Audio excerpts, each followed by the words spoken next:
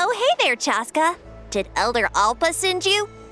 Yeah, she's got other things on her plate right now. How are things looking here? Well, the inspection revealed numerous blockages all over the trial arena. It looks like they're the result of ley line disorders caused by repeat abyss invasions. Theoretically, we just need to clear those obstacles, and the arena will fill up with gaseous phlogiston again. But that's proving difficult to achieve in practice, for all sorts of reasons. Why don't you head on down and check things out for yourself? Feel free to ask the staff for more details.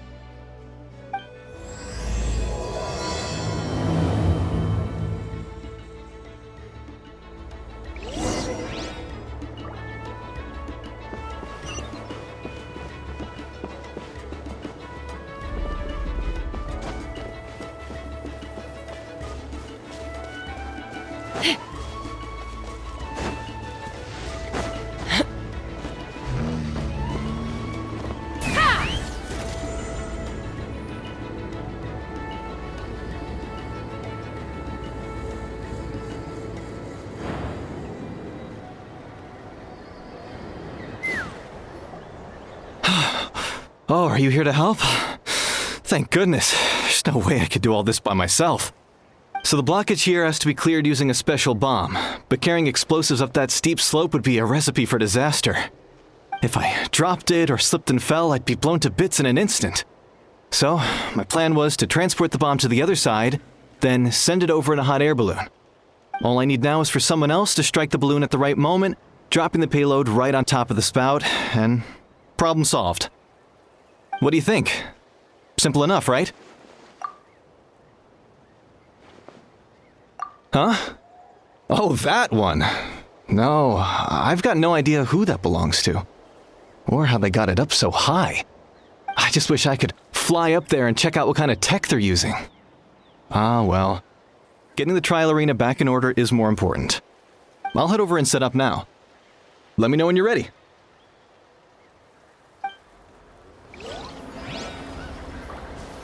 All right! Get ready!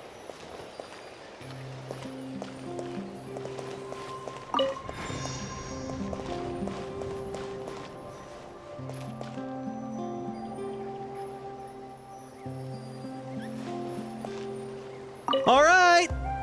Get ready!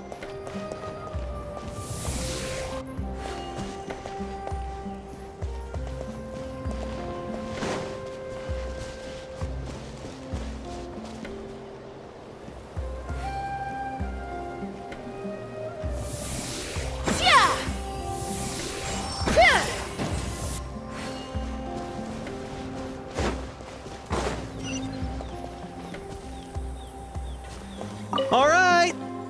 Get ready!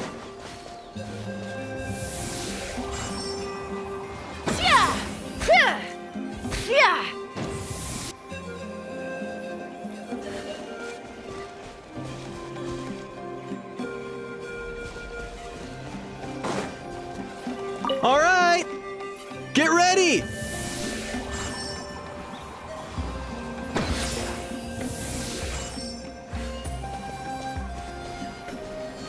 All right! Get ready!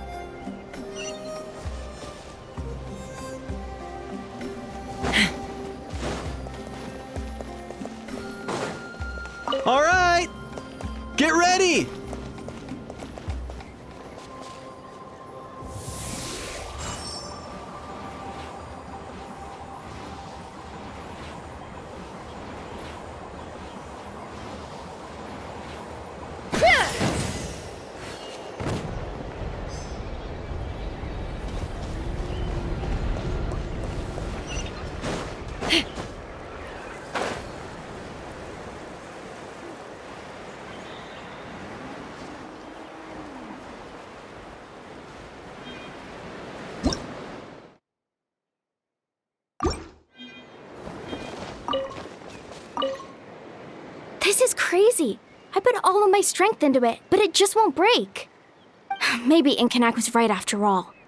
If a stable structure is formed inside the solid phlogiston, I'll need to hit all the weak spots at the same time to break it. But how am I supposed to do that?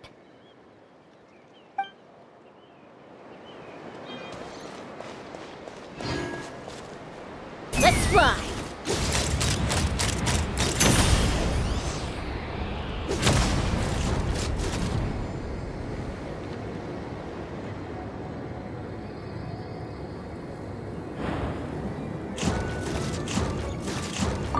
How strange. Why is there so much solid phlogiston here? Well, could be from the Children of Echoes. Maybe it got swept up here due to the ley line disturbances? And I did see those strange markings on the cliff. I can't think of a way to resolve this. Short of going all the way to the Children of Echoes to borrow it to Petlisaur.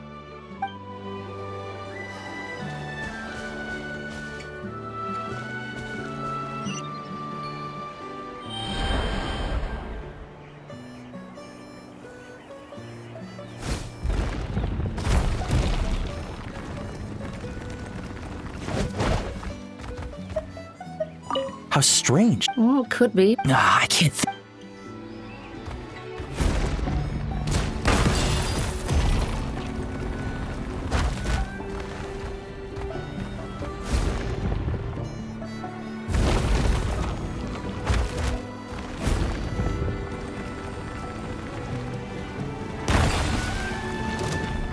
Hey! Monsters!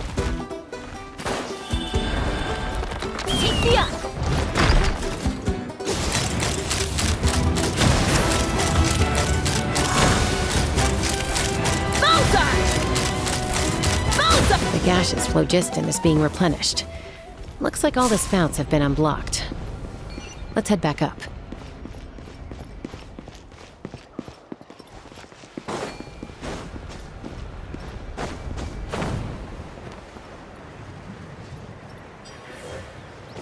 Yeah.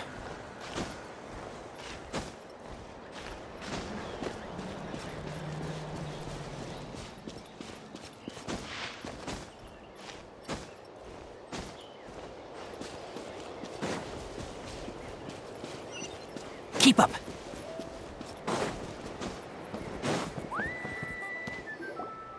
Wow, you took care of everything in no time at all. Incredible work. Now we just have to wait until the gaseous phlogiston is fully replenished. Then we can kick off the retrials. Actually, Inkanak, I'd like to do a test flight first, just to make sure we're not missing anything. Could you arrange that for me? Huh? But you only just finished getting the arena ready. There could still be other hazards we're unaware of. All the more reason to have me test it out. Think of it as... I guess you're right. With your flying skills, you won't be in any serious danger, even if there are hazards we overlooked. The conditions in this area seem a little unstable, but a test flight is the only way to catch any lingering issues. All right, I'll get things set up for you. Just let me know when you're ready.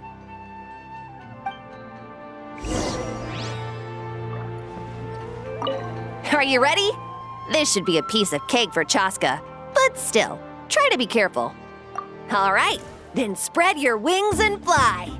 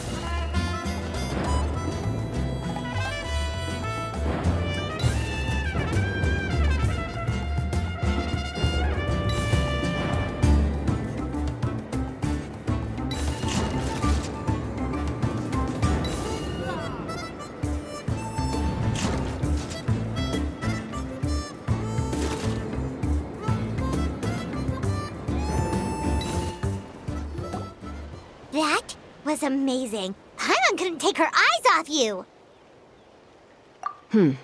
No, nothing major. Give it a few days, and we should be able to conduct the trials. Help! Help me! You're from the Flower Feather clan, right? Please, come quick, you've got to help us! Catch your breath first. What's the situation? We got attacked by a Kukasaur. My friends are still stranded in the middle of the road with the goods we were transporting. Please, I'm begging you, save them! Huh? Are Kukusaurs really that aggressive? Do they usually attack groups of people unprovoked? Not in my experience, but there are exceptions to every rule. Let's go check it out.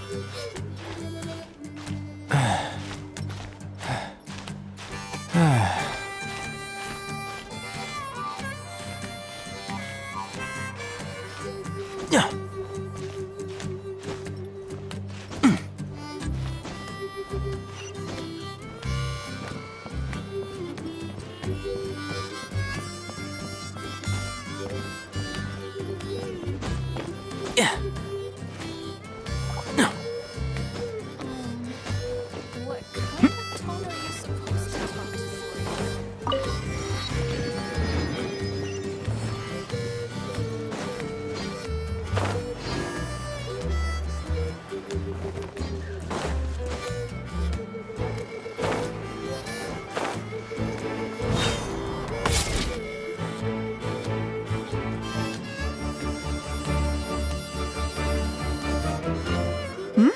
Tasca? Traveler?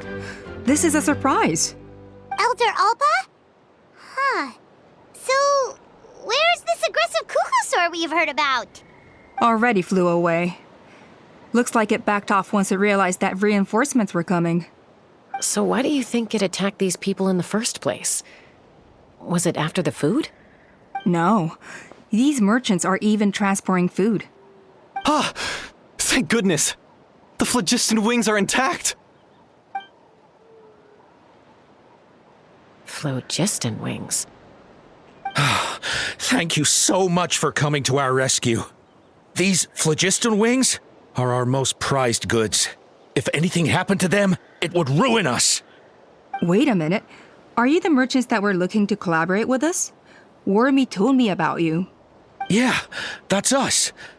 So I take it you're Elder Ulpa? I am.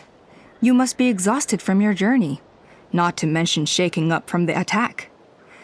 Let me bring you back to our tribe to rest. We can talk business after you've recovered. But Elder Alpa, what about the Kukasaur attack?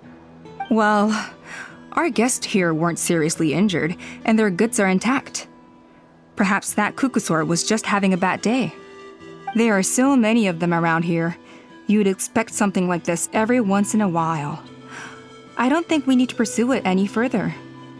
More importantly, how are the preparations for the flying trials going? Is everything in order over at the arena? Huh? Did you say flying trials?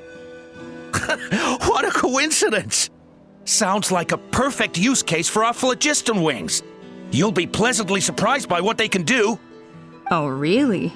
Now I'm intrigued.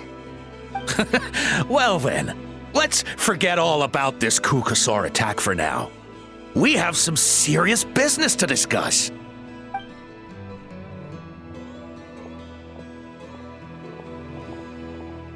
Huh? So that's it? That all went smoother than expected. Well, guess we'd better get going. Huh? Chaska? A blood-stained feather.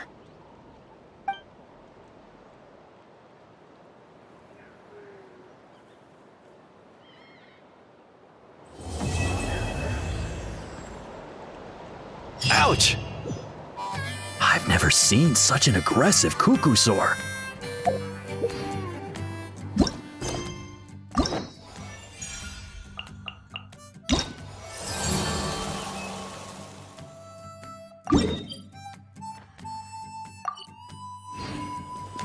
The Flower Feather Clan should be about ready to hold the new flying trials by now. Let's go check it out!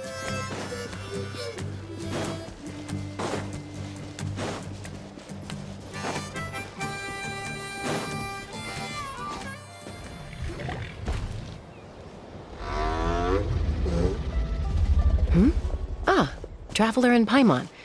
You came. Yep, and it looks like we made it just in time! Although, can't say the same for the cuckoosaurs. Bit of a low turnout, huh? Yeah, you'll see why soon enough. All right, get ready. 3, 2, 1, fly! Whoa! We're really flying! I feel light as a feather. I'm flying without a cuckoosaur. These phlogiston wings are awesome! What's going on? Paimon can barely believe her eyes. How did they fly all on their own? The merchants we ran into that day were selling a product called phlogiston wings. It's a flying machine worn on the back. To operate it, you just use a handheld trackball that controls the flow of gaseous phlogiston. That's incredible. Yeah. If our tribe, if Natlan mass adopted this technology, it would revolutionize our mobility and responsiveness in times of crisis. Just think of the countless tragedies that could be averted. I feel like I'm dreaming. Did I really just fly on my own without the help of a cuckoosaur? You'd better believe it. Plus, you just passed a flying trial. Right, Elder Alpa? Elder Alpa? Should this really count as a pass? If we did the trial using phlogiston wings? Why not? The scoring rubric is about flying performance. It doesn't specifically say you have to ride a cuckoosaur, does it? Yeah, maybe, but... I mean, even Chaska had to ride a cuckoosaur in a trial, right? And the whole point of the trial is to test both your flying technique and your ability to work with a Saurian companion. Well, if we can fly by ourselves, maybe we don't need to test the ladder anymore. Chaska, Traveler, what are your thoughts on this new invention? Right? That's what I think too.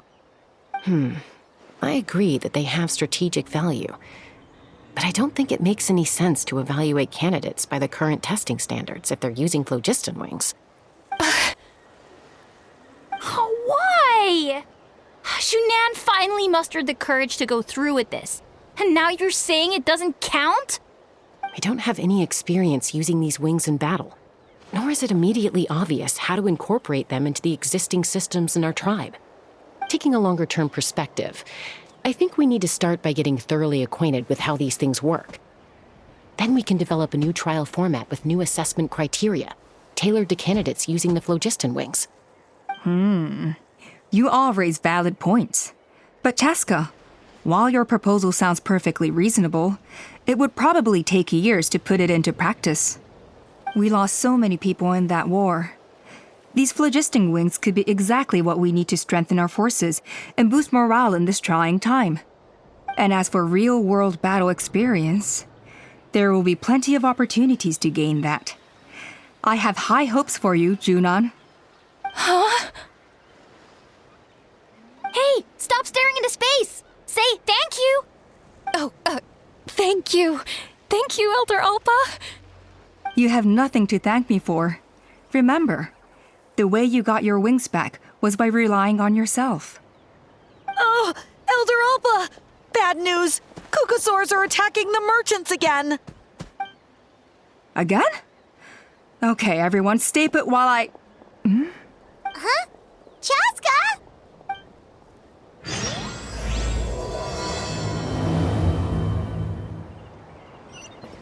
Why did Chaska rush off like that?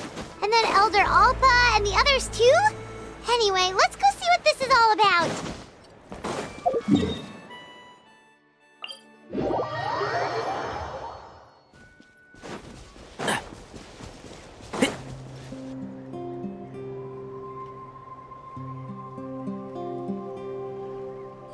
Oh, it's back! It found us again! Run! Get out of here! Curses. She's really riled up this time. Hey! Stop running! We'll never outrun a creature with wings! Get back here and let's fight! Stop! All of you! Chaska! Oh, wonderful! Quick, get rid of that thing!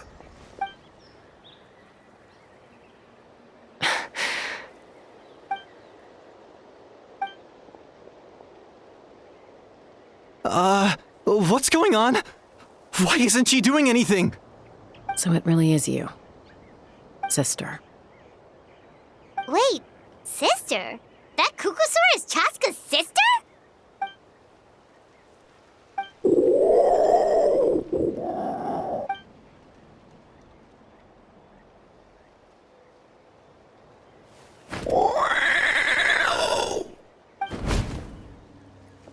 Koya, wait! Is Chaska gonna be okay? Should we go check on her?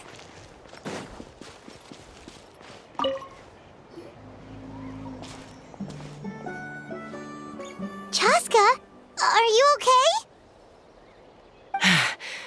I'm fine. Sorry for making you worry.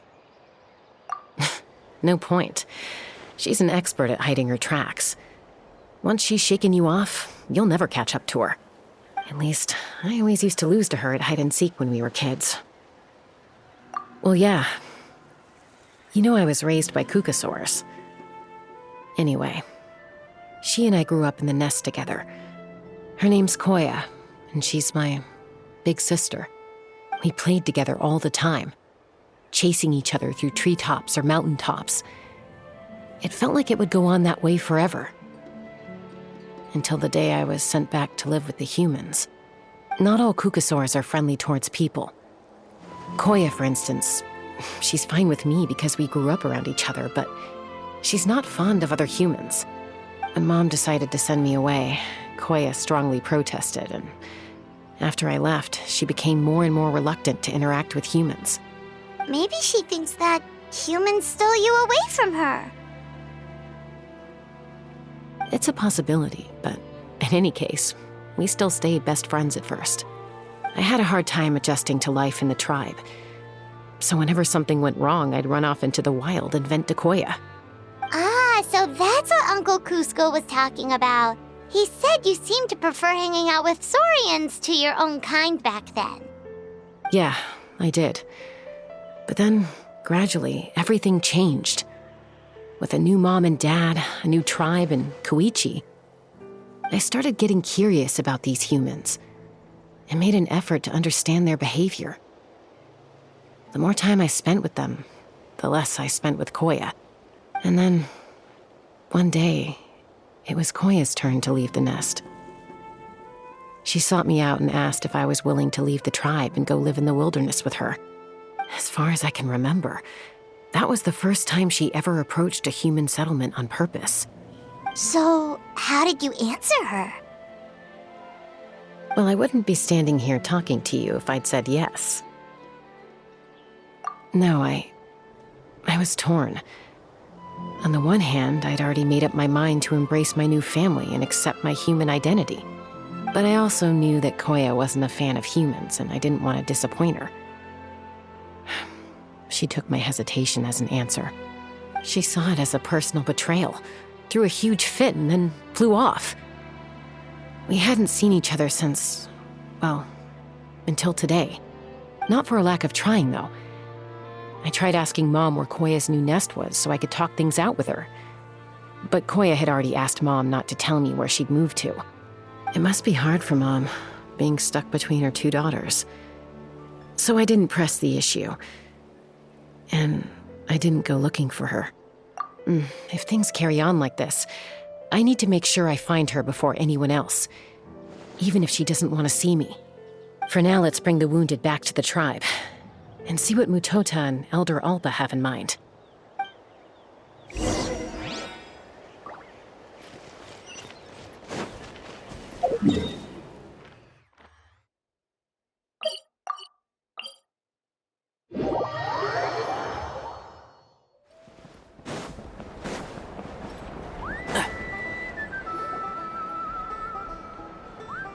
So, I hear there's been another Kukasaur attack.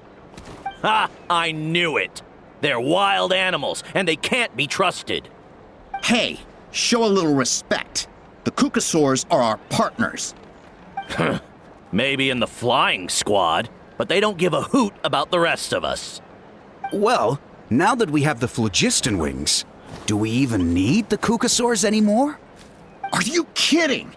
How are we supposed to protect our tribe without them? I didn't mean it like that. Huh? Protect our tribe? Or are you just scared that your precious flying squad will lose its prestigious position? You take that back! Things are changing so quickly. Tasca, there's a conflict emerging there. Aren't you going to nip it in the bud? The whole tribe's talking about this now. Breaking up a single fight won't solve anything. The real source of conflict here is the phlogiston wings, and what happened with Koya. On any other day, people would just brush this attack aside. After all, clashes between wild Kukasaurs and humans are no more common than those between people.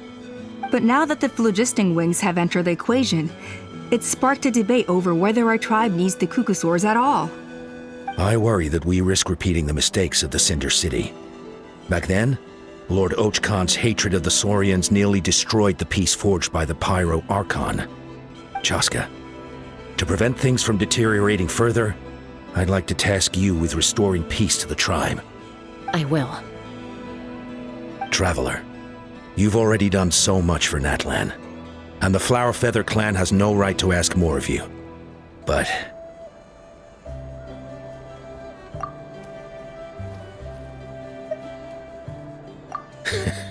looks like I was making a mountain out of a molehill. And don't forget about Paimon. Just leave this to us. This whole situation has unfolded so quickly that it's put us on a back foot. To tell the truth, it makes me a little suspicious. You think someone might have orchestrated all this? It's possible. Leave it with me. I'll look into it. Also, Chaska, could you try to keep a low profile while you're out there digging around? We don't want to give our hand away. I'll do my best. Okay, so where should we start? This all began with Koya's attacks. If we can find out what led her to do it, that should give us something to work with. Unlikely. Given how she reacted when I showed up, I don't think she's forgiven me. If you want to resolve a conflict through dialogue, sometimes you need a third-party facilitator. Let's go see my mom.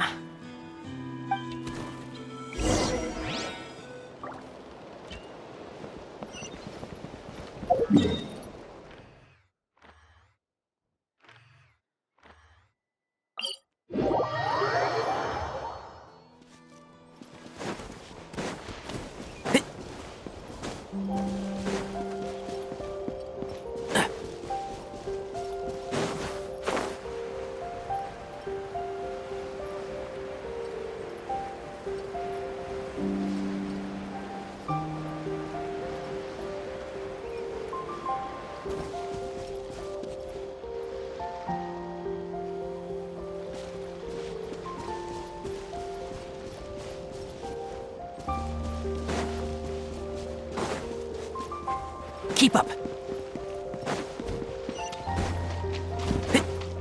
Keep up.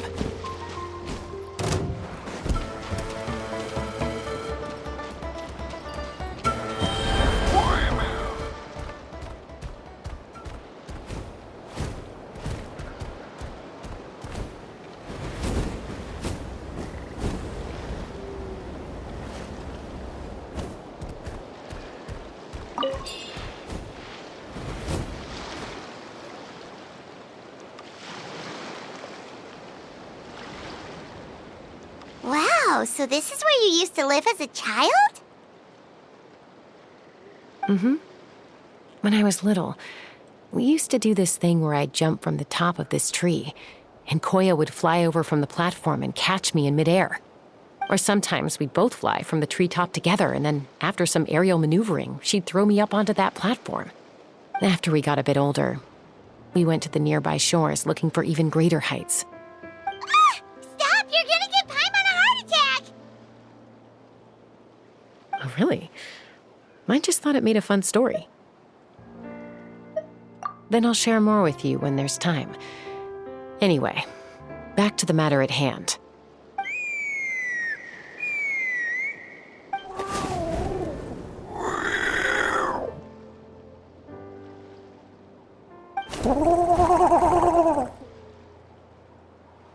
Hey, Mama Bird, I'm back. My last visit was only a week ago, wasn't it? See? I visit you more than I visit Papa Cusco. I brought a couple of friends with me. These are the Traveler and Paimon. Traveler, Paimon, this is my mom. Her name is Chimpu. In the human tongue, anyway.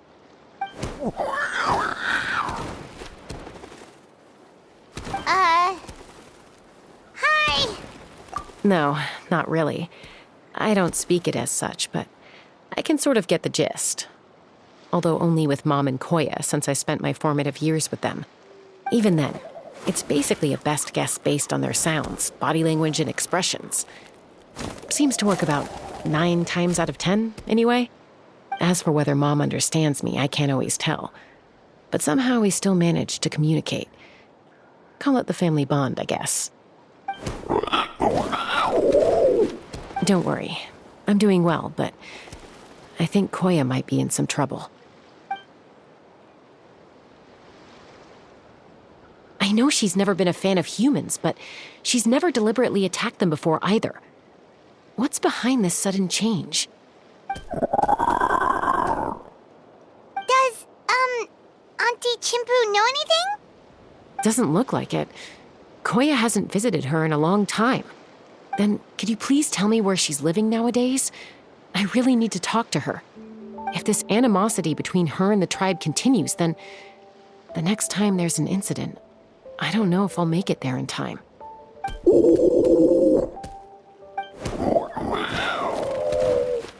She said she'll take us there. Thank you, Mom.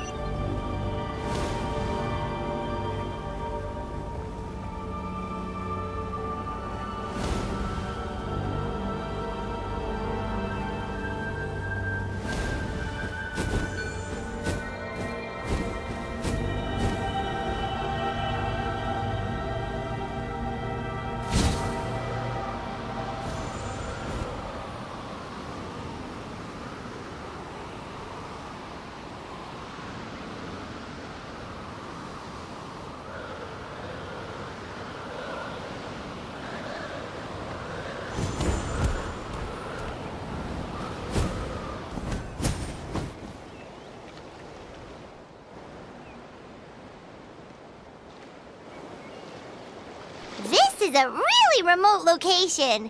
Guess she was trying to get as far away from humans as possible. We stay here? Okay. Got it. Traveler, Paimon. Mom says we should stay out of sight for now. She'll talk to Koya first. Koya is very hostile toward humans right now. So if we show up unannounced, it might just make things worse.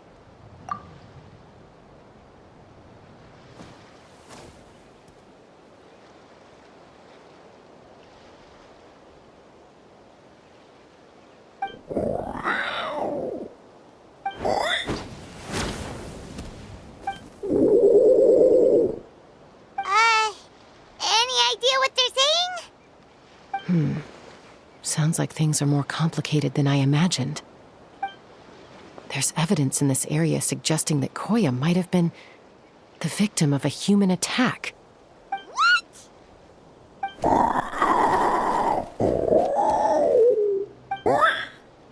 No! It's Chime, Koya's child. The attackers kidnapped her. They came over the sea, under the cover of night, and they took Chime. What the heck? Who would do such a thing? I searched day and night, and finally found them.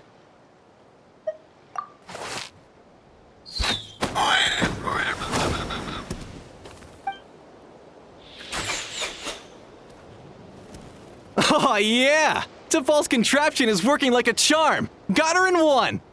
Hey, there's another one! Wait, is that the one that got away last time? Who cares? Just get them all. T'Pol pays us per catch.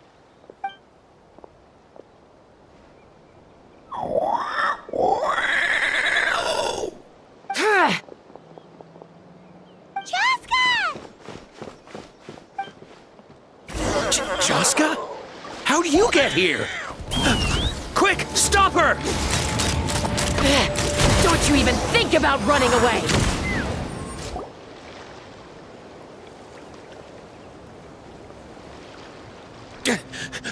Don't come any closer, or I'll... Go, Phlogiston Wings! Take me out of here! Uh-oh, looks like it malfunctioned. This is bad. Mom and Koya are already injured. And if that thing explodes right next to them... Help! Elemental energy suppresses it! Please, someone!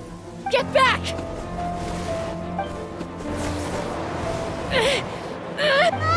It's still going, and it's getting worse. Guess we need a more permanent solution. All right then.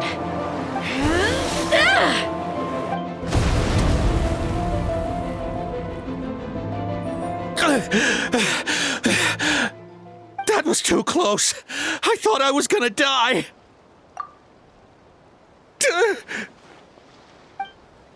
Answer us honestly. Were you the ones who attacked Koya before? No, it was...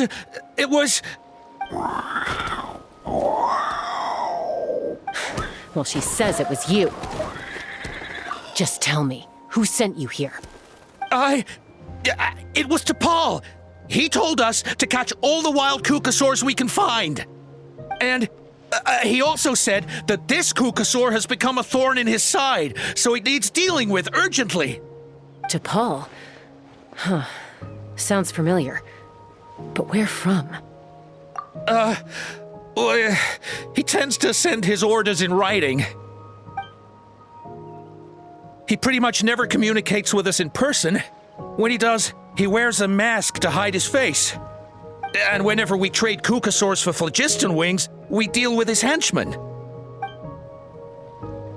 you didn't even make those wings? All we did was slap some labels on them and transport them over here, to make them look like they're imported. To make it harder to trace their origins.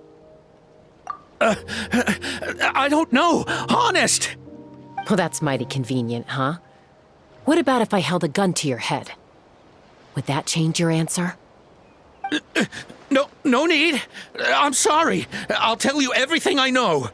T'Pol doesn't tell us much, but he always stresses that he wants them alive. So that gives us some clues. This is just a best guess, of course, but we suspect that the gaseous phlogiston stored in the track balls is drawn directly from the Kukasaurs. What? Easy now. You're still injured. Hey, keep talking. Yes, ma'am. So, the gaseous phlogiston has to be highly refined in order to power the phlogiston wings. The slightest imperfection can have disastrous consequences, as you just witnessed.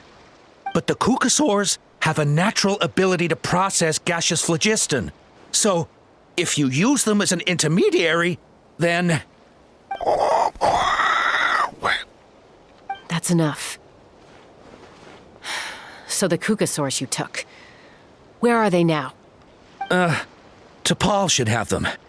But no one knows where he's based, apart from him and his henchmen.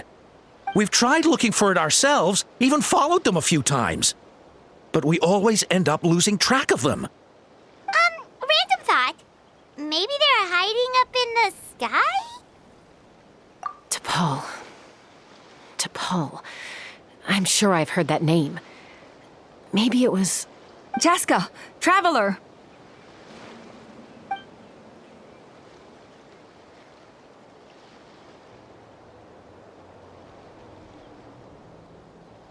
That voice! It's Alpa!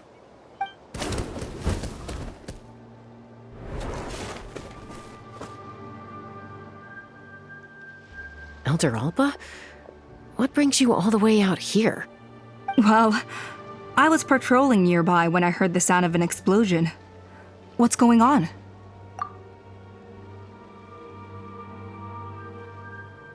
I don't believe it. Elder Alba, does the name T'Pol ring a bell to you? I feel like I've seen it written down before. Maybe in a list of candidates for the flying trials? Huh? So he's a member of your tribe then? No. If he was a member of the Flower Feather clan, I'd definitely know him. Now that you mention it, I do remember a young man from outside our tribe who came to participate in our flying trials once. You were away on a mission at the time, which is probably why you don't remember him. He was a craftsman from the Children of Echoes, but he'd always dreamed of soaring the skies, so he wanted to join our flying squad. The Children of Echoes? That's rare. But despite his best efforts, he unfortunately failed to pass the trial and gain the Kukasaur's approval. In the end, he went wingless and returned dejected to the Children of Echoes. Wingless, huh? Maybe he invented the phlogiston wings to get revenge on the Kukasaurs. Perhaps. Or maybe it's simply his way of dealing with his regrets over his past flying endeavors. Either way, it doesn't excuse his abuse of the Kukasaurs. I'm gonna take these guys back and expose the truth to the tribe. It's time for this conflict to end. Easy, Chaska. Remember what I said about keeping a low profile? The ringleader still hasn't shown himself, and this man's allegation about powering the phlogiston wings with Kukasaurs is only speculation. Bringing these men to the tribe now won't win over any current supporters of the phlogiston wings. In fact, it may even escalate the conflict further. After all, many are mistrustful of the Kukasaurs after recent events. Is that why T'Pol waited until now to try to capture my sister? I don't know. I mean, he did tell us to spread negative rumors about the Kukasaurs and slip some mora to anyone opposed to them, but... But Koya only attacked humans because they stole her child! Nevertheless, we will be hard-pressed to change people's minds while emotions are running high. Unless we have irrefutable evidence. Bravo! My thoughts exactly. In the meantime, leave these men with me. I'll escort them back to the tribe. I'll take the other members of their crew into custody, too. They won't get another chance to stir up trouble. Fair enough. I guess finding T'Pol is going to be the key to resolving this conflict. Let's hope the Children of Echoes have some info on him. Sorry, whatever it is, it'll have to wait till this is all blown over. I have to fix this situation before it spirals out of control. Mom, Sis, Rest up and get well soon. I gotta fly.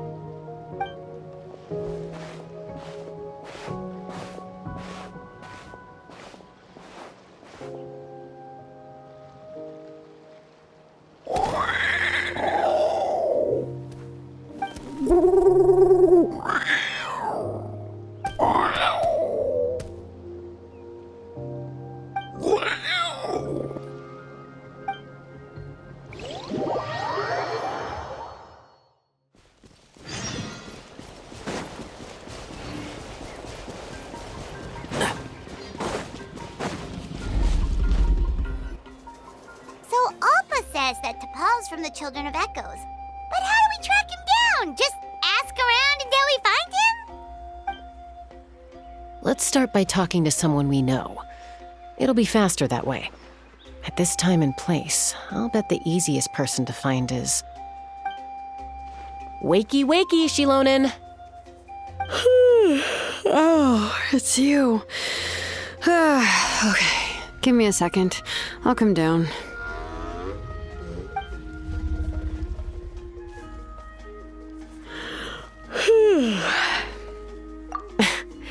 I climb trees to fly further and see farther. I don't usually stop for a nap. Well, we're not all like you. Always full of energy, even after flying around all day. Yeah. So, you've come all this way and interrupted my precious nap time. Might I inquire as to, why? I'm sorry, Tlalocan, but it couldn't wait.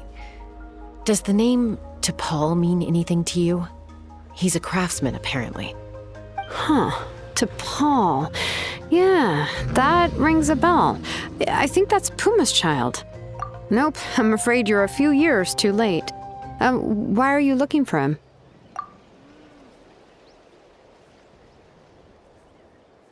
Huh, phlogiston wings. Wow, okay. The kid actually pulled it off. Well, looks like, no more rest for me today. Pulled it off? You mean he's tried making something like this before? Yeah, he started trying to build a flying machine right after he got back from the Flower Feather clan.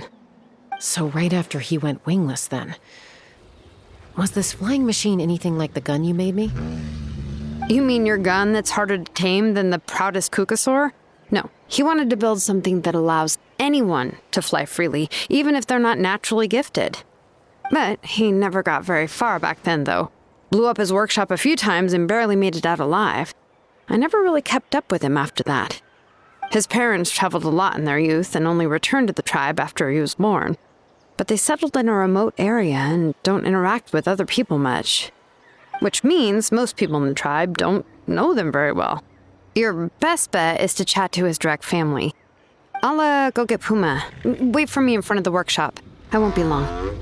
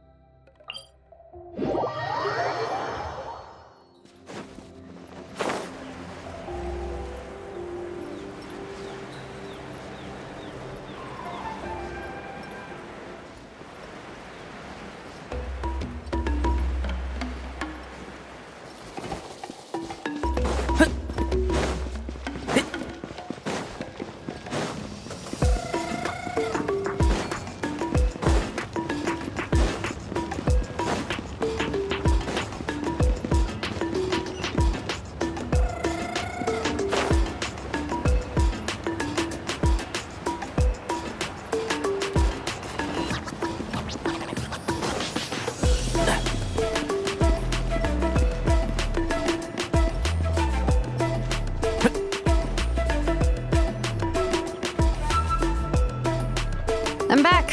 Allow me to introduce T'Pol's mother, Puma. Hello, we're... Oh, save the pleasantries. I don't want to spend any longer talking about that boy than I have to. Huh?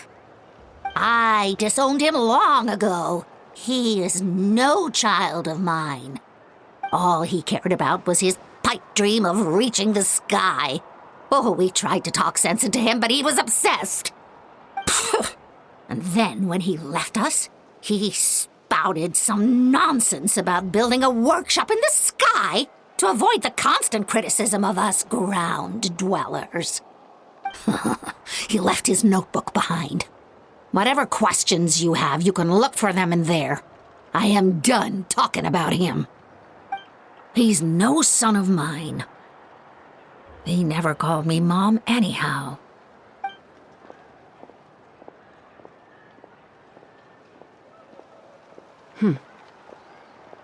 Wow, they've really fallen out. Paimon sure wasn't expecting that. Her husband, T'Pol's father, he passed away recently, and T'Pol didn't even bother to show his face at the funeral. If you ask me, that was probably the final straw for Puma. I'll go keep her company. If there's anything else you need, just come and find me. Thank you. Okay, so this notebook is the only lead we've got now, right? What's in there?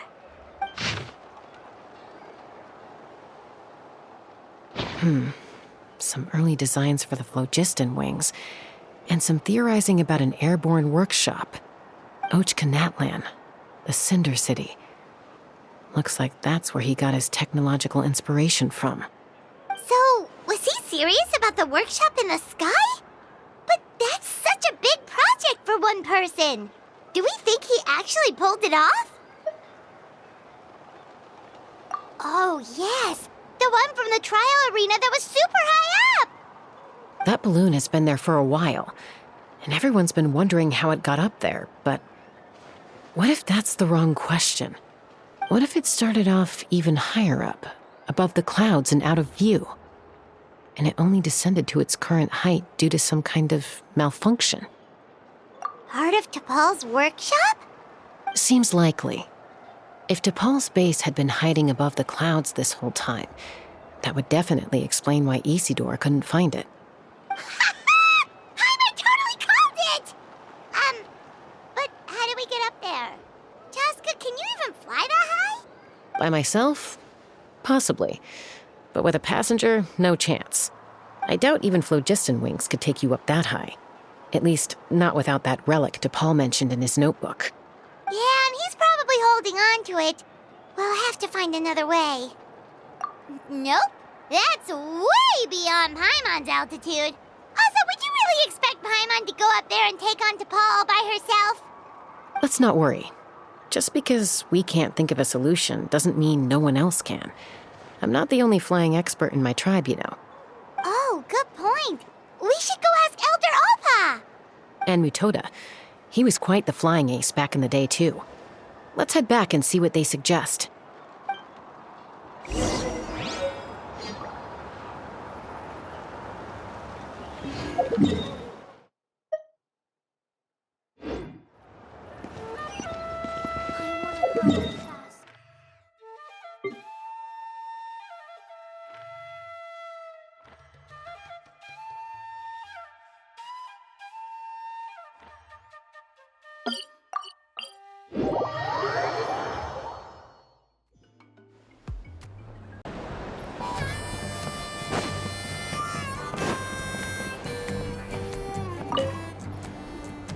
Chaska, you're finally back. Things are getting really tense in the tribe. Have you made any headway with your investigation? Some people even think we arrested the merchants just to support the flying squad and crack down on the phlogiston wings.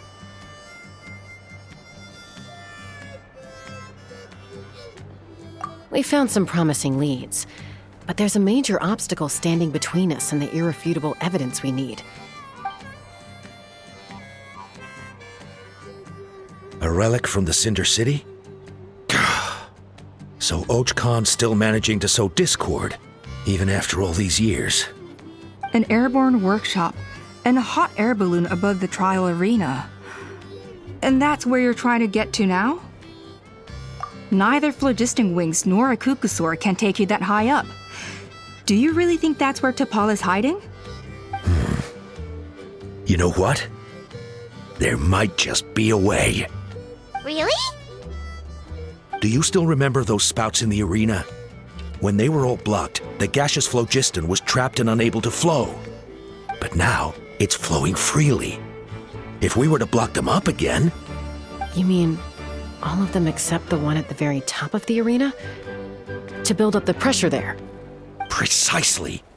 With all the gaseous phlogiston flowing through one spout, it would create a high-pressure wind current. And then we just ride it up into the sky! Yes, it has its risks, but with Chaska's abilities, I think she could manage it. It's an extremely risky approach.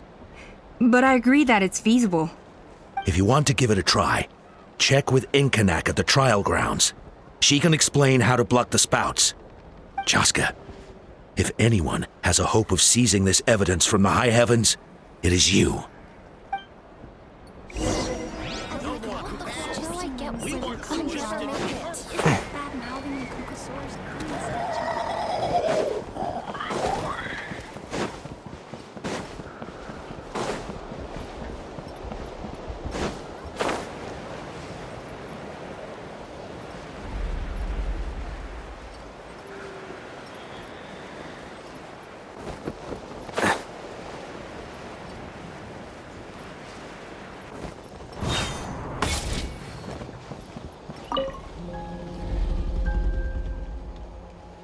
Goodness me, that is a very bold idea.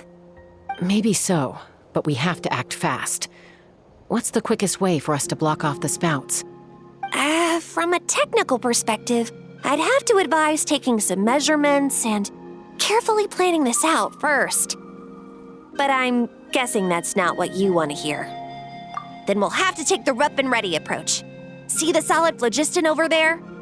Our prior inspections revealed that some kind of stable structure has formed inside, making it highly damage resistant.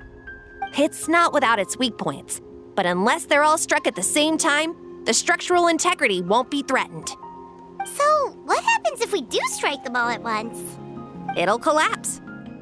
Okay, I see where you're going with this. Yeah, you got it. As long as you hit all the weak spots at once from the right angle, the solid phlogiston will fall right on top of the spout and block it up. You're right about rough and ready. Sounds like my kind of plan.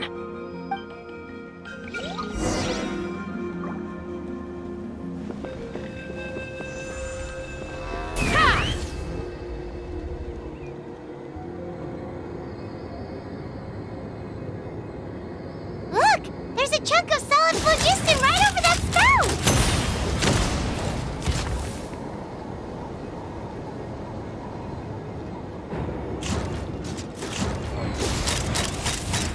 Locked on!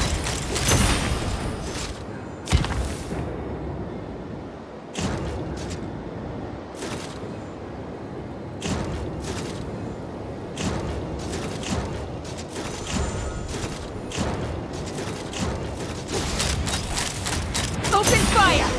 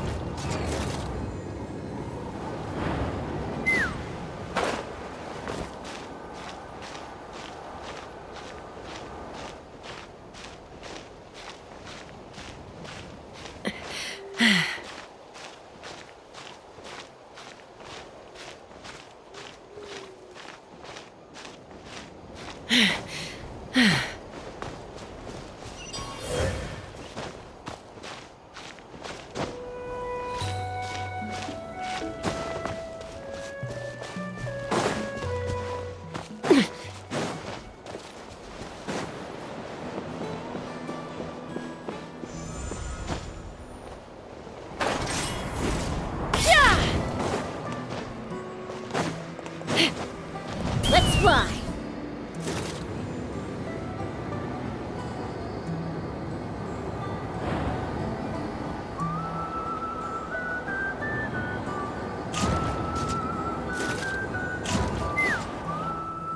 It actually worked! But wait, how are Paimon and the Travelers supposed to get up there? Koya can give you a lift. She's actually been following us this whole time.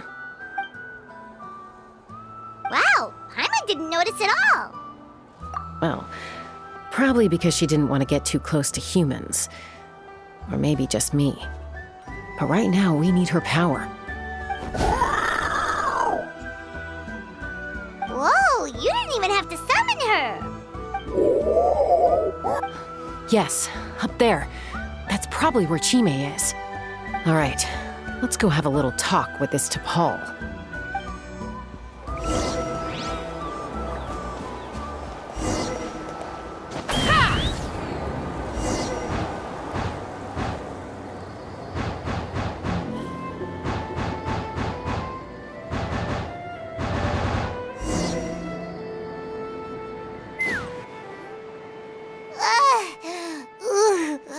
Haven't ever flown that fast before. She feels so ready to throw up. Aha. Just as I thought. It might look like a regular hot air balloon from the outside, but up close, it's clearly been heavily remodeled. And sure enough, it only descended below the cloud line because the custom-built machinery malfunctioned. I should be able to figure it out with T'Pol's notebook.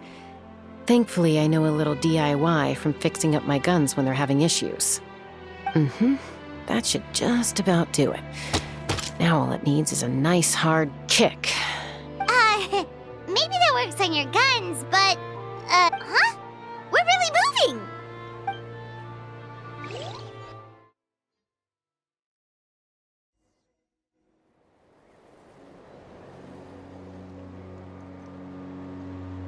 Here it is! The workshop in the sky! Oh, you gotta see it to believe it. Makes you wonder why T'Pol even bothers with phlogiston wings when he has tech like this. Well, according to the notebook, the platform beneath us runs on components from the Cinder City. Those can't be mass-produced. Also, I have some doubts about its mobility after seeing how it moved just now. For someone like T'Pol who dreams of flying freely, this definitely doesn't cut it. But if he's got that relic, he should be able to make a set of prototype wings for himself, right? Why bother making a whole flying workshop so he can mass-produce them? But this doesn't add up.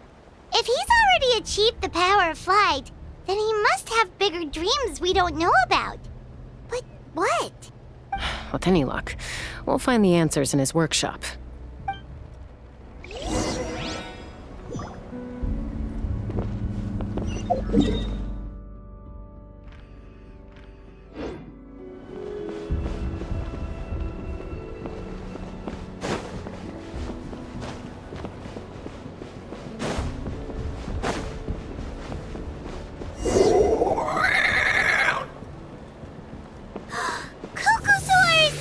Seems like the merchants were right.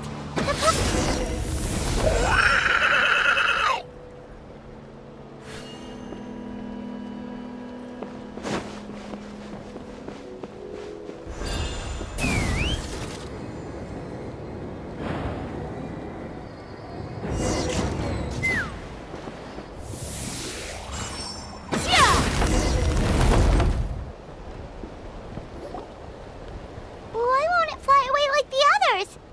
Is it... She's still breathing, but barely. By the looks of it, T'Pol was using these cages to extract phlogiston from the Kukasaurs. Once a Kukasaur is drained of phlogiston, it becomes too weak to move. We'll have to come back for these ones after dealing with T'Pol.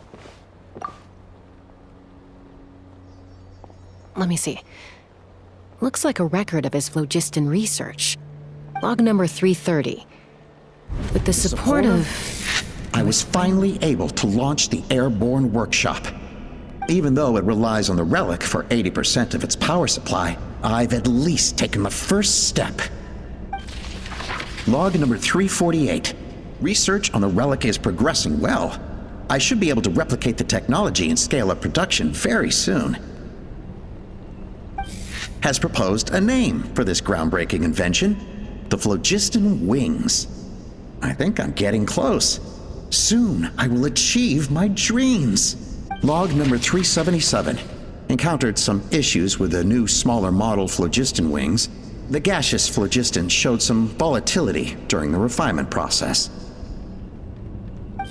Thinks we should proceed at a more cautious pace with the refinement experiments.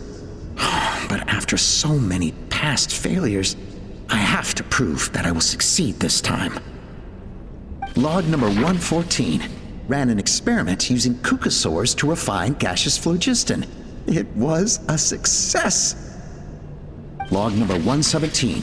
I've started recruiting merchants and hunters to capture wild cucosaurs. Log number 121. Major breakthrough in the efficiency of phlogiston yield. Huh? So many parts have been crossed out! Yeah, probably the contact he alluded to in his other notebook. Guess he has a benefactor. Did anyone else notice how the numbering system in this notebook suddenly changed halfway through? We haven't got time for textual analysis, I'm afraid. Grab the notebook and let's press on.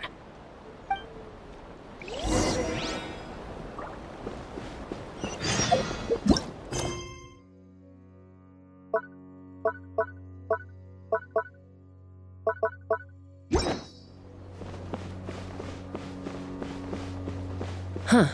Never seen one of these before. Looks like this was built with the Cinder City components, too. You're not thinking of giving it a nice hard kick, are you?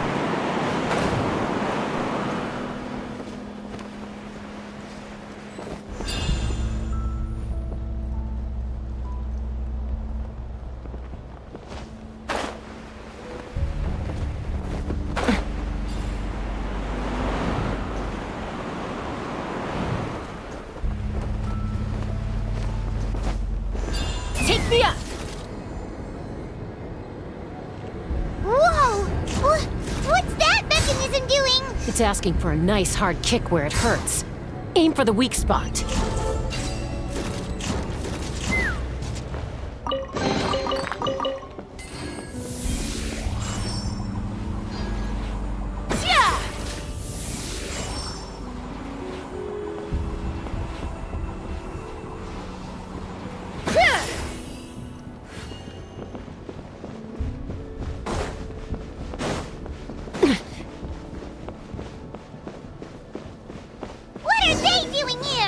Paul's henchman. He must have brought them here using the relic in his prototype wings. Watch out!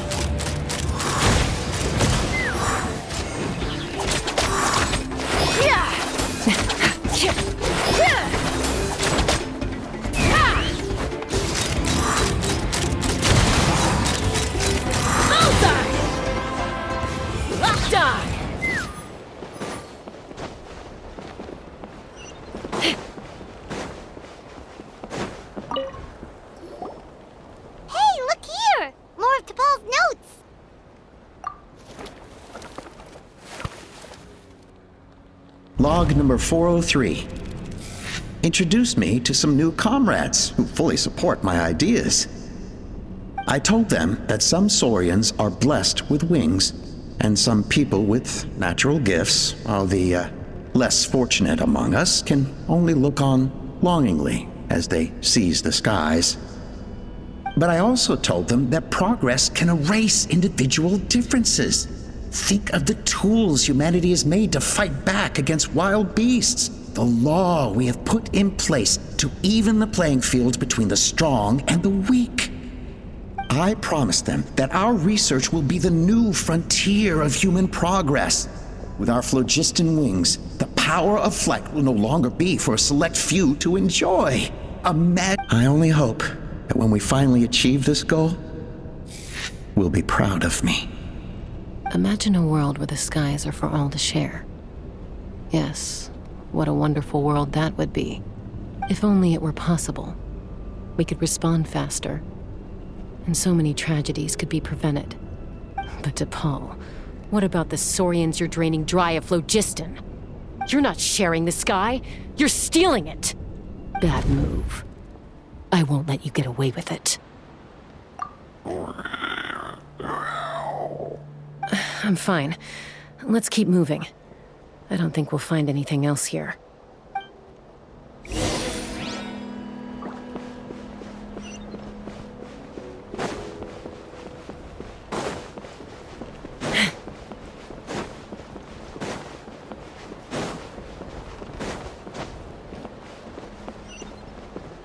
Take me up!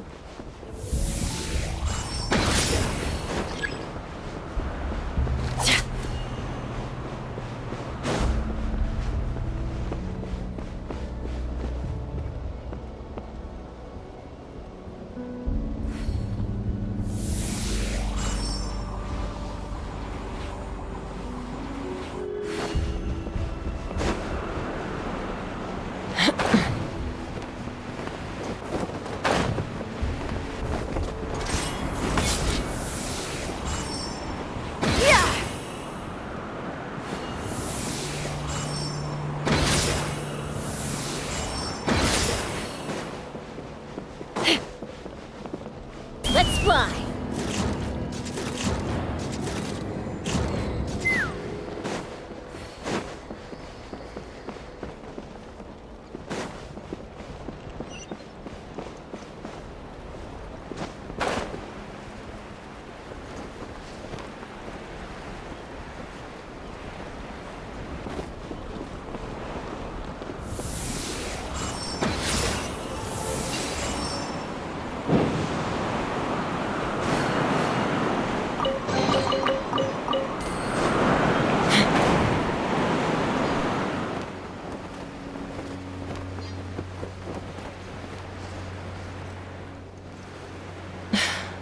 I can't believe he captured so many Kukasaurs. But right now, we have to focus on solving this problem at the source.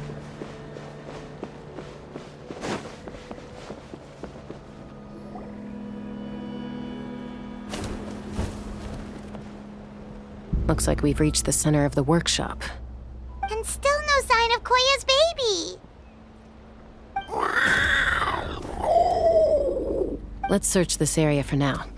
If we still can't find Chime, we'll double back.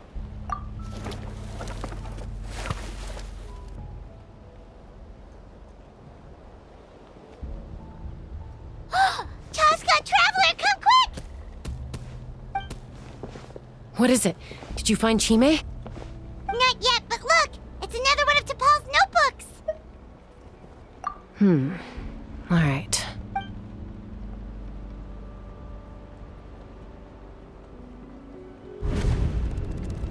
Log number 428. We decided to restart the experiments on phlogiston refinement, but without telling. This is the final obstacle to the success of the Phlogiston Wings project. We cannot fall at the last hurdle.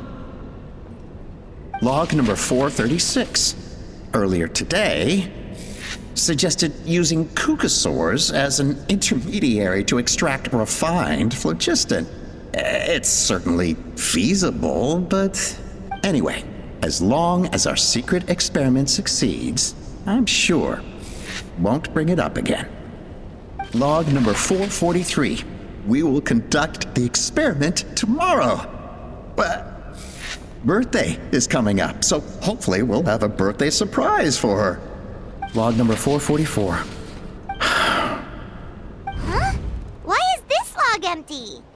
I guess whoever wrote down the log number was prevented from recording the results.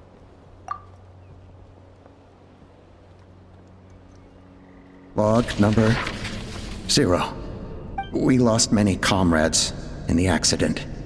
Among them are friends, lovers, and children. But we cannot stop now. We will keep their legacy alive and carry their dreams forward.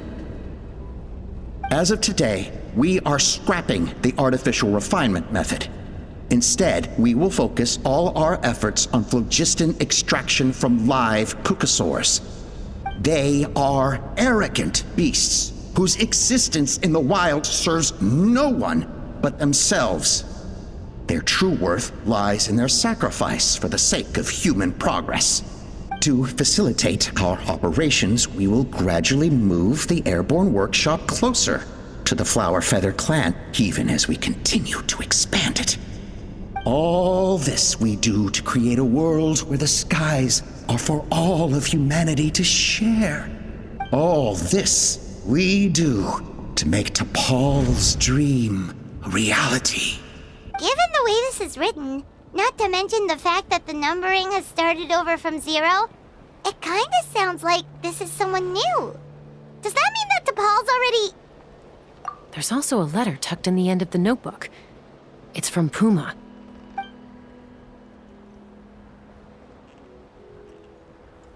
T'Pol, I don't know where you are right now, so I don't know how to reach you. My best bet is to send this letter to the Flower Feather clan. Your father is gravely ill. Oh, I know we've had our differences in the past, but he is still your father. Won't you come and visit him? Please. I know you never liked him and cared even less for me.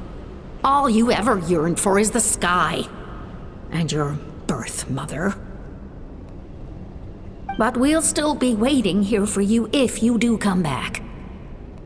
This may be the last chance you'll get to see your father.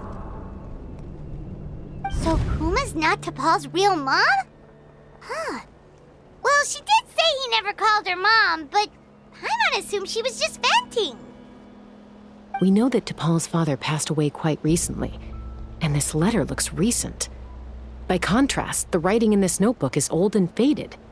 It looks like the real reason T'Pol didn't attend his father's funeral is because he'd long since passed away himself.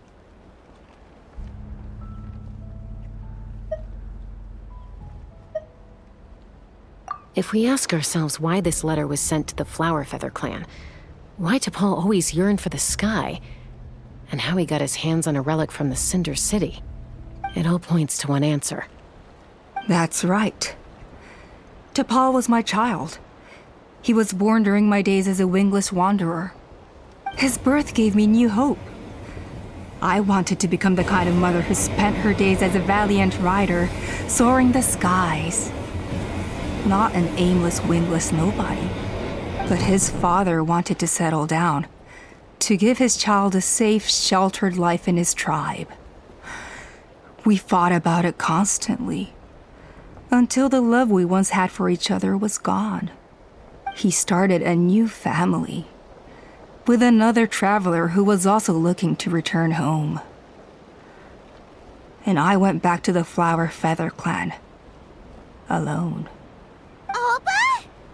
I had no idea that despite being raised among the children of echoes, my child still harbored dreams of the skies. Can you imagine, Chaska? The joy and surprise I felt when he showed up at my door, asking to join the flying trials. Or how proud I was when he said he wanted to prove his own worth, rather than relying on my position as elder. And then the anguish that overcame me when he was rejected by the Kukusaurs and became wingless, just as I had after my injury. You've got a lot of nerve showing your face here. Don't take this the wrong way, Chaska. I'm not here for a fight. I just want to talk. Isn't that your preferred way to resolve things? I trust you've learned of T'Pol's wish on your way here. A world where the skies are for all of humanity to share. If only his dream can be realized, no one will ever have to lose their wings again. Our aerial prowess will be greater than ever before. War will never again come at such a great cost. The loss of Koichi is a tragedy that need never be repeated. So tell me, Chaska, do you really wish to see the phlogiston wings forever grounded and gathering dust? Nothing you've said excuses all the conflict you've caused. You mean the argument back at the tribe? It was a necessary measure. Sometimes this is the only way to accelerate the pace of progress.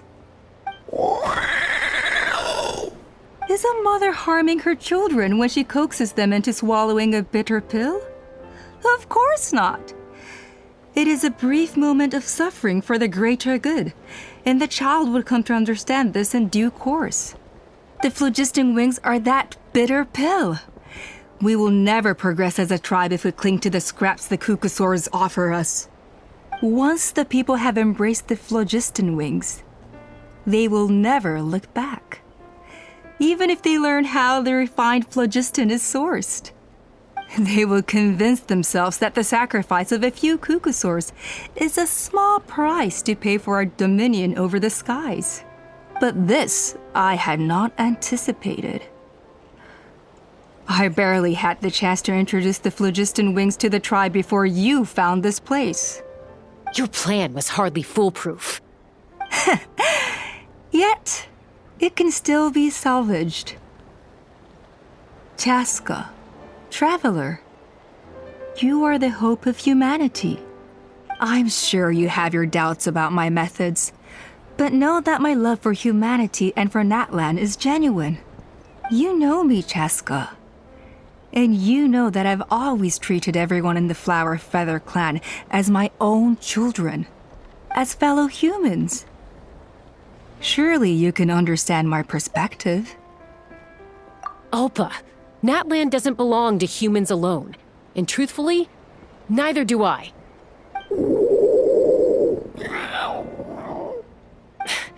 How many times has the Abyss invaded Natlan now? And yet despite how much stronger it is than us, Natlan still stands as a nation of humans and Saurians. Peace imposed by force will crumble in a matter of days, because social bonds are what hold a civilization together. Weren't you the one that taught me that? And yet you would break the bond we share with our Saurian companions to take more power for ourselves? That's as stupid as hacking your own arm off to use it as a club. They are wild beasts, driven purely by instinct. How could they possibly understand human social bonds? How did someone like her ever become a writer? You overestimate them. They bow to the strong and shun the weak. That's all there is to it.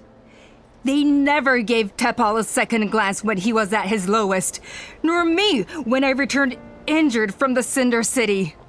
It's all about survival of the fittest for them. Plain and simple. They obeyed me once I proved myself stronger than them, but the moment it serves them better, they'll abandon me in a heartbeat. You're wrong, Alpa. They only reject the wingless because they don't want to fly anyone to their death. Chaska, I will promise you this. Only the unruliest wild Cucusaurs will be used for phlogiston extraction. The ones who have nothing else to offer to humanity. Well, that's too bad, because I know a few unruly wild Cucusaurs who don't think that idea is gonna fly. Namely my mom, my sister, and me. And the others? To us, they're friends, family, even children. So if you want to put any of them in one of your cages, you're gonna have to go through us. Is that right? I knew you might be difficult to convince. Maybe this will change your mind.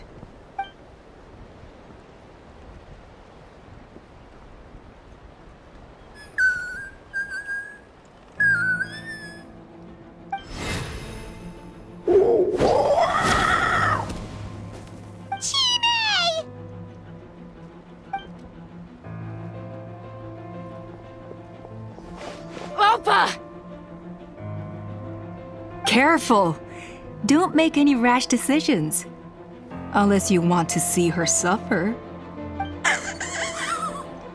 Oh no, that's one of the extraction cages! I told my subordinates to take control of the tribe while I was away.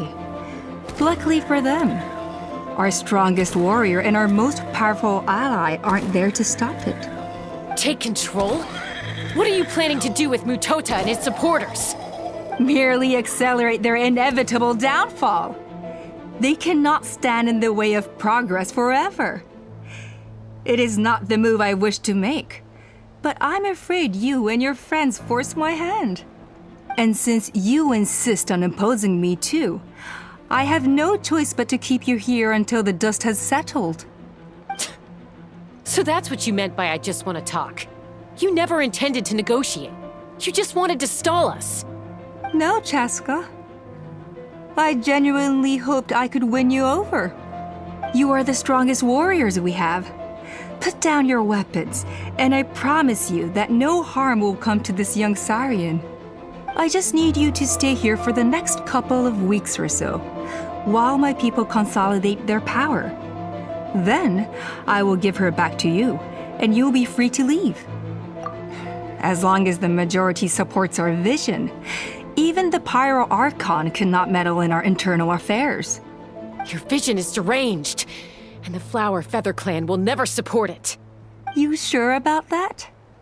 Then wait here and see. Time will tell. What do we do? Even if the whole tribe fights back, Mutota's in grave danger! Stop delaying the inevitable! Drop your weapons and get into the cages, now! She's still holding Chime hostage. Is there really no other way?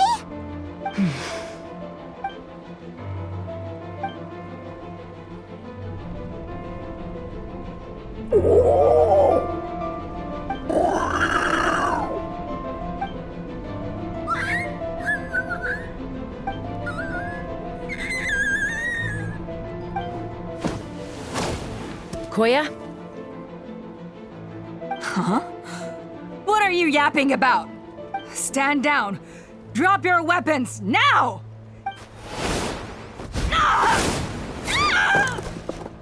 No! The relic!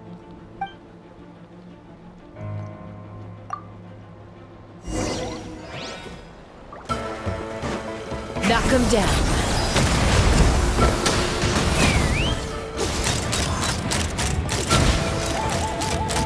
Open fire! Give up, Alpa. We're negotiating my way now. And this ain't your strong suit. Just shut up! Hey, something's up with this relic!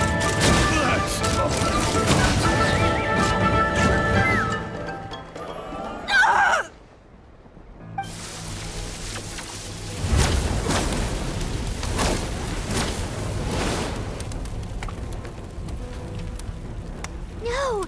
What is she doing? She'll bring us all down with her! But why? We stabilized the relic! Maybe it got damaged in the fight. If we don't think of something fast, this whole workshop is gonna fall apart. No. They're directly beneath us. My beloved tribe!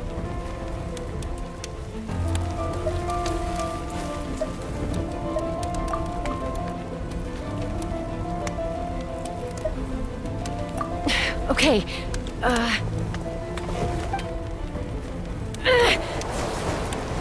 it's too powerful. This ain't a toy like last time. I don't think I can just throw it aside. But we need to get it far away before it explodes. Then the tribe will be safe, and so will this workshop. Koya, remember when we were kids? Come on, let's take this thing high up into the sky.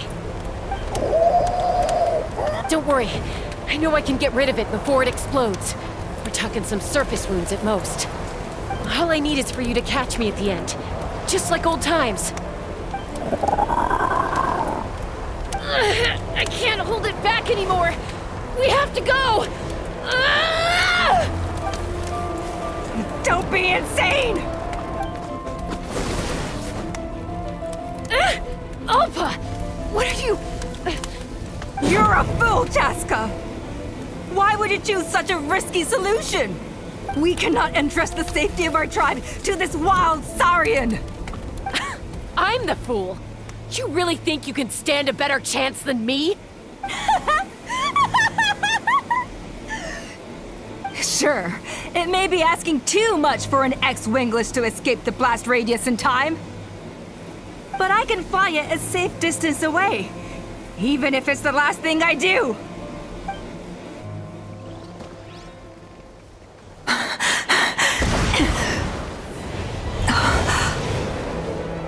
Here. This should be high enough to save the clan.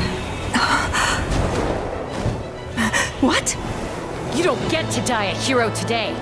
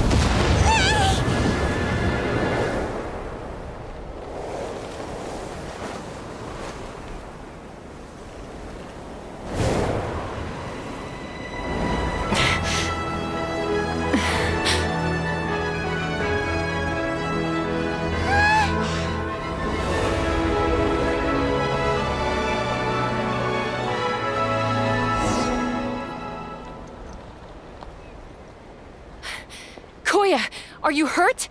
Let me take a look at you. What do you mean, I'm fine? Didn't I tell you to catch me on your back? Why did you try to shield me from the blast? Accident? Yeah, right. Seriously, you're as stubborn as ever. Chaska! Koya! How are things looking here?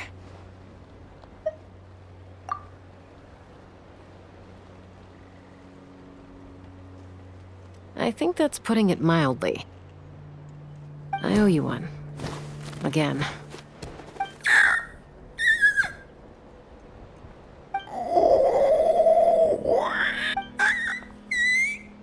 Oh, but be honest. Do you still think Kukasaurs can't form bonds? Mom, I'll figure out the refinement problem. I'll find a way. You don't need to worry about it. I just need some more time. That's all I ask. Please just trust me. Just this once.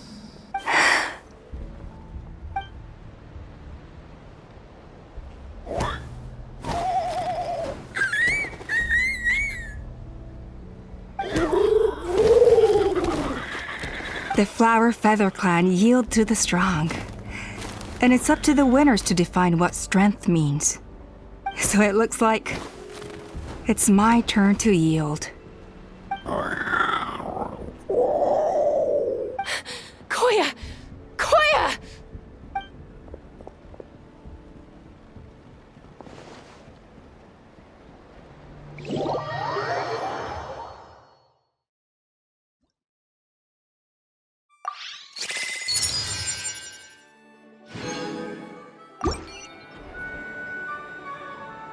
So, you're absolutely sure it's not because of the explosion?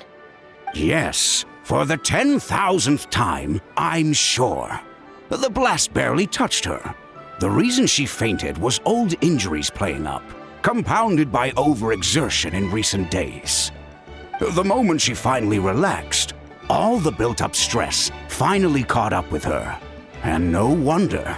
Honestly, she's just like you.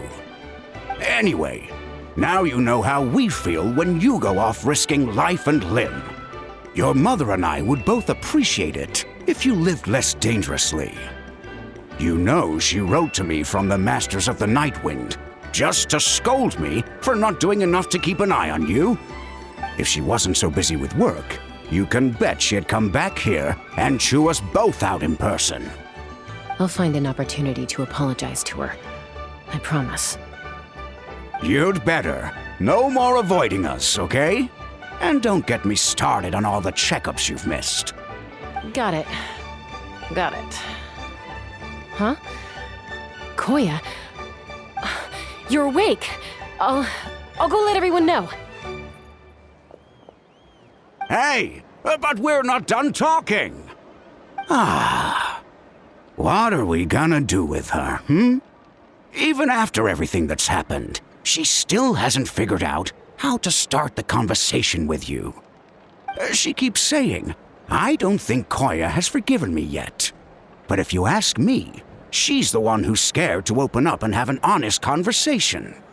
For all her confidence, she's a very sensitive soul underneath. You'd think as a peacemaker, she of all people would know how to reconcile with her family after a falling out. She must have been a handful growing up. Thank you for being there for her. And of course, thank you for keeping her safe when you were up there in the sky. Koya, Uncle Cusco, we're here! Ha! I was just telling her that she's not to go chasing danger with Chaska ever again. Cusco, I understand how you must feel. But it's all thanks to Koya and Chaska's efforts that the airborne workshop didn't come crashing down on our heads. Oh, Paimon almost forgot to ask. They didn't hurt you while we were gone, did they? Thankfully, when her co-conspirators tried to arrest me, I was out coaching Koya and Junan. The two of them were a huge help. They took care of things while I went around rallying the resistance. So, in the end, Alpa's would-be revolt didn't really get off the ground. And as it turns out, not all of the wingless want to see our dear Saurian friends replaced with phlogiston-powered gizmos. I'm so sorry you got mixed up in this, by the way. We should have caught on to Alpa's scheme sooner. We could have saved so many Kukasaurs from getting hurt. Most of the airborne workshop has now been dismantled.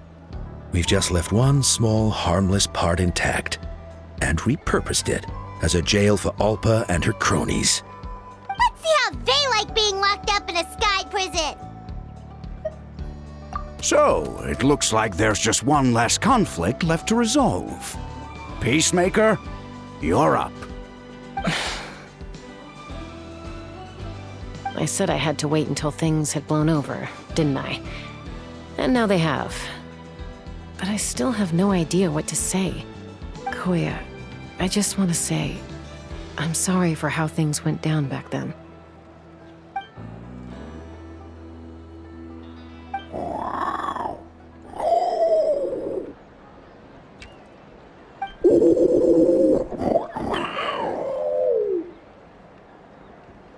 Huh? Does this mean you're not mad at me anymore? There's that family likeness coming through again.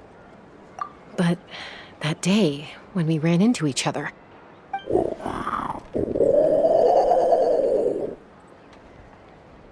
Huh? So then, when did you finally make your peace with it?